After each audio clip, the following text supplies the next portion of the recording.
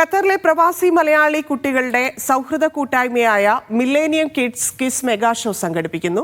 ദോഹയിലെ വിവിധ സ്കൂളുകളിൽ നിന്നുള്ള കുട്ടികൾ മത്സരത്തിന്റെ ഭാഗമാകും.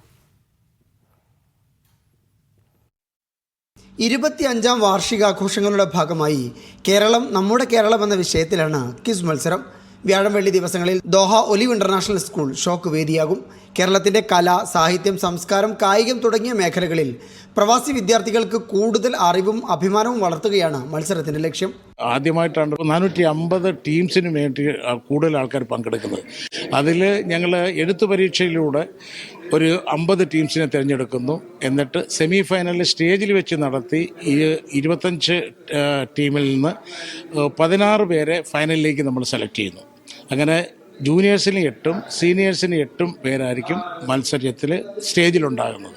ഡിസംബർ 5 ഇന്ത്യൻ കൾച്ചറൽ സെന്ററിൽ നടക്കുന്ന വാർഷികാഘോഷ പരിപാടിയിൽ ജേതാക്കൾക്കുള്ള സമ്മാനങ്ങൾ വിതരണം ചെയ്യും.